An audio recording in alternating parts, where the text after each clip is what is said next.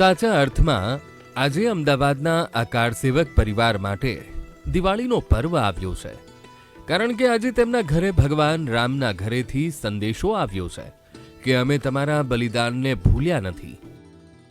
અયોધ્યામાં ભવ્ય રામ મંદિરના પ્રાણ પ્રતિષ્ઠા મહોત્સવમાં તમે પધારો અને આ કાર્યમાં સહભાગી બનો. આપણે જે પરિવારની વાત કરી રહ્યા છીએ તે અમદાવાદ શહેરના ઘાટલોડિયા વિસ્તારમાં રહેતો પટેલ પરિવાર છે. ઘાટલોડિયા વિસ્તારમાં રહેતા નરેન્દ્રભાઈ પટેલ પણ બંને કાર સેવામાં જોડાયા હતા અને તે સમયે તેઓ આરએસએસમાં હતા અને બૌદ્ધિક પ્રમુખની જવાબદારી સંભાળતા હતા. ત્યારે તેમણે રામ મંદિર માટે કેવો સંઘર્ષ કર્યો હતો તે ખુદ તેમની જુબાની સાંભળીએ.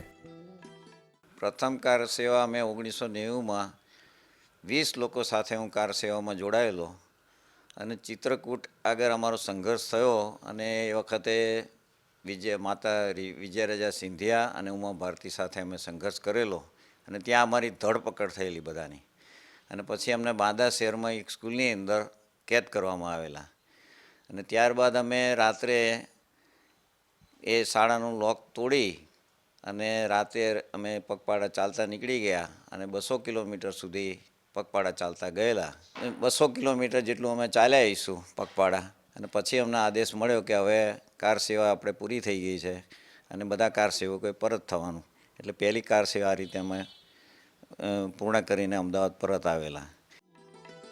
1992ની બીજી કાર સેવામાં પણ નરેન્દ્રભાઈએ પોતાનું યોગદાન આપ્યું હતું અને તેઓ અમદાવાદથી અયોધ્યા પહોંચ્યા હતા અને ભારે સંઘર્ષ બાદ બીજી કાર સેવા પણ પૂર્ણ કરી હતી. ત્યારે બીજી કાર સેવામાં કેવો અનુભવ થયો હવે તે નરેન્દ્રભાઈ પાસેથી જ સાંભળીએ. બીજી કાર સેવા મેં 1992માં ડિસેમ્બર મહિનામાં શરૂ કરેલી. એ વખતે મારી સાથે 20થી 25 જણા હતા, એમાં 4-5 બહેનો બી હતા અને અમે લગભગ ફૈઝાબાદ પહોંચ્યા ત્યારે અમને કહેવામાં આવ્યું કે અયોધ્યામાં ખૂબ ગીર્દી છે અને કોઈ અહીંયા ઉતરી જવું, કોઈ અયોધ્યા આવવું નહીં, કારણ કે ત્યાં રહેવાની સગવડ નથી. પણ અમે બધાએ નક્કી કર્યું 25 જણાએ કે આપણે તો અયોધ્યા આજે રાતે પહોંચી જ જવું, કારણ કે પછી કાલ સવારે જવા મળે ના મળે. 25 જણ ત્યાં પહોંચી ગયેલા અને મંદિરની પાછળ નાના અમથા ટેન્ટમાં 25 જણા રોકાયેલા અને પછી સવારે કહેવામાં આવેલું કે સવારે 10:30 વાગે કાર સેવા કરવામાં આવશે. એટલે અમે સરયુ નદીમાં નહીં ધોઈ અને તૈયાર થઈ અને 25 જણા હાજર થઈ ગયેલા 15 મિનિટ પહેલાં કાર સેવા કરવા માટે અને આખો દિવસ કાર સેવા કરી, ખૂબ મહેનત કરી અને આખી રાત સફાઈ કરી અને સવારે 6 વાગે ટેન્ટ બાંધી દીધો અને રામલલાનું સિંહાસન ત્યાં લાવી અને પછી આરતી કરી અને ખૂબ આનંદ થઈ ગયો કે ભાઈ આપણું જીવન સફળ થઈ ગયું, એવો આપણને આનંદ થઈ ગયો. રામ મંદિર માટે માત્ર નરેન્દ્રભાઈએ જ નહીં પરંતુ તેમના આખા પરિવારે સંઘર્ષ કર્યો છે. બાળકો નાના હોવા છતાં નરેન્દ્રભાઈના પત્ની રેખાબેને પતિને કાર સેવા કરવા મોકલ્યા હતા અને આજે રામ મંદિરનું સપનું સાકાર થતા પરિવારમાં ખૂબ જ ખુશીનો માહોલ છે.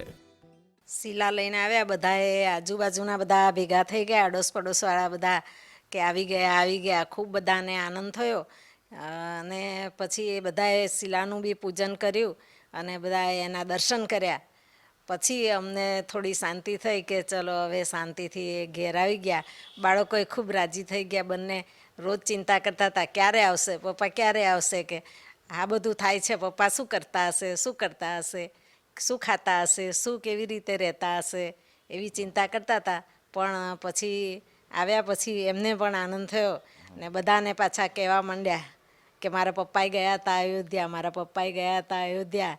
વર્ષોના સંઘર્ષ બાદ હવે રામ મંદિરમાં પ્રભુ શ્રી રામ બિરાજમાન થવા જઈ રહ્યા છે, જે માટે આજે કાર સેવા સાથે જોડાયેલા લોકોના મુખેથી શબ્દો સરી પડે છે કે હવે રામ રાજ્ય આવશે. કેમેરામેન રાજુ ગઢવી સાથે ગૌતમ શ્રીમાળી, વીટીવી ન્યૂઝ, અમદાવાદ.